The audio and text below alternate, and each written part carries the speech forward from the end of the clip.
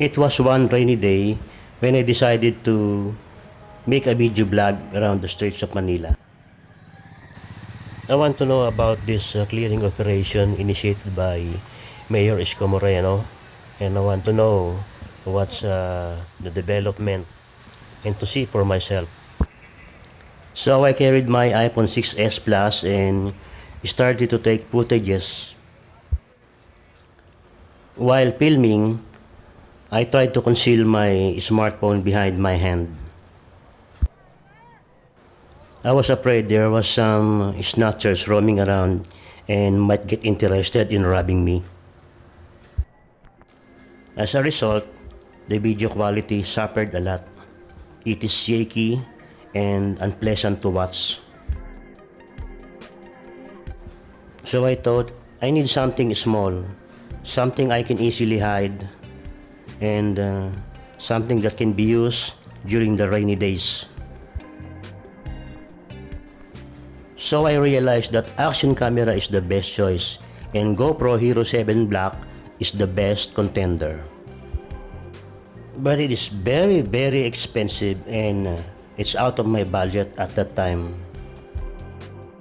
And so I tried to look for other alternatives. And this is what I found, the Akaso v50 Pro action camera. I bought this from Lazada for 5,180. It is a lot cheaper than the GoPro Hero 7 Black.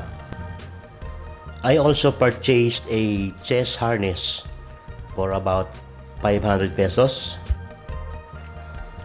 and a backpack belt clip accessories for 90 pesos.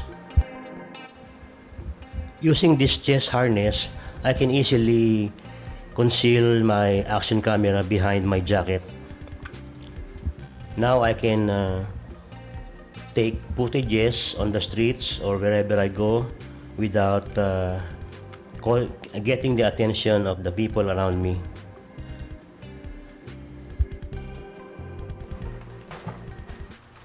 So let's unbox the package. The package includes the backpack belt clip. It is very thick and made up of very good quality plastic, and the spring is very strong. All I have to do is to use the other accessories that is included in the box to attach it to the belt clip.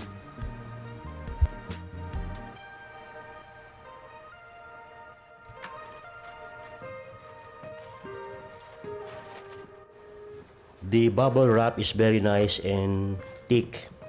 And as soon as I get my hands on the box and see the quality of the packaging, I can already tell that this is a legitimate product. It was well sealed on all four sides.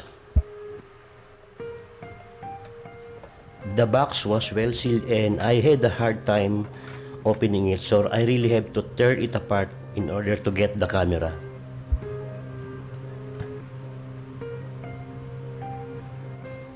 So here it is, the Akaso v50 Pro action camera.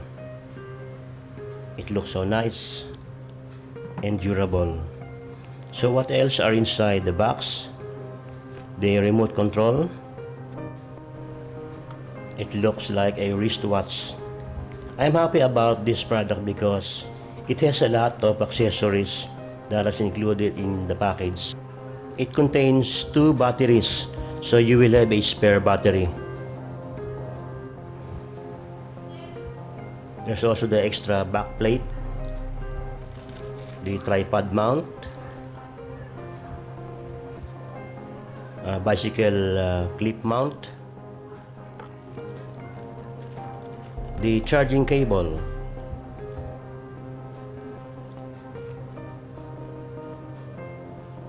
another frame for mounting, some velcros,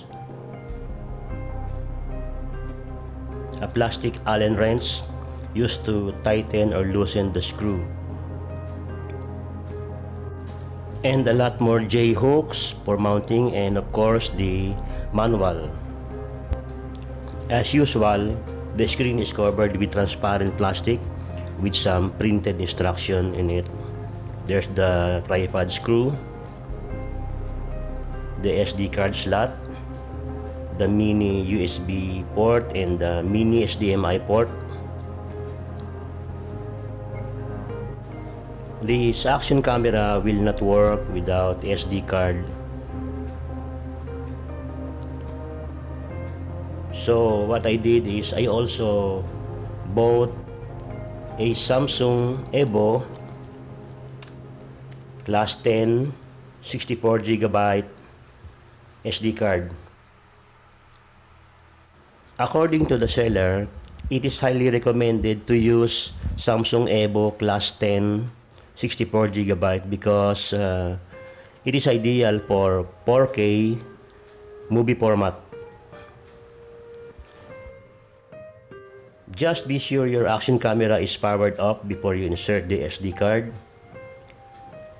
Then as soon as the card is inserted, power it on, and you will see that it is no longer complaining about having no SD card. The package includes 2 batteries, so you will have a spare battery. The remote control uses a 2030 coin battery.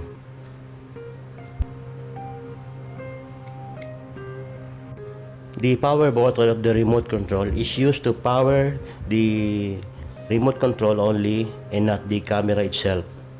Long press the power button and wait until you see the blue LED blinking.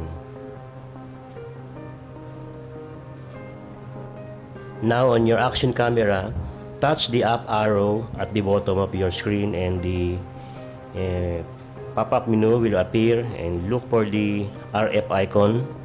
Then touch it, and your remote control will be paired to your action camera. The blue LED will no longer be blinking but stays solid.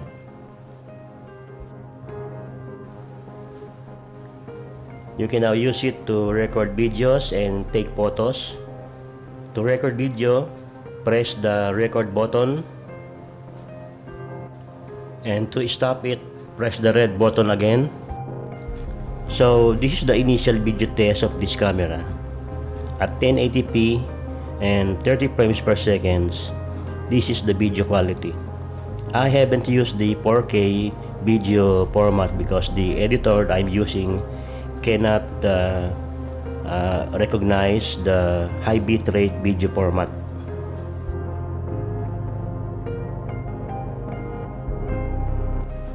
The waterproof case is made up of thick plastics and it feels and looks sturdy.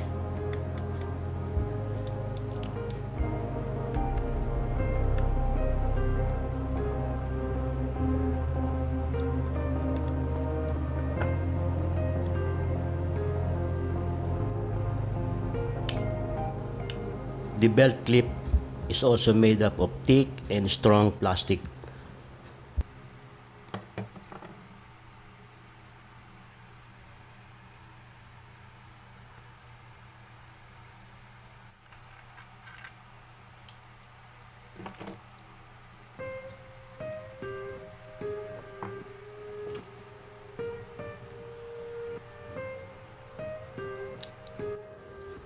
So this is all for today's vlog, friends, and watch out for my next video.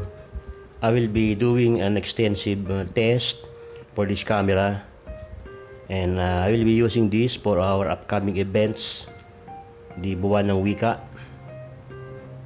And please don't forget to like, comment, and subscribe to my channel, and see you next time. Goodbye.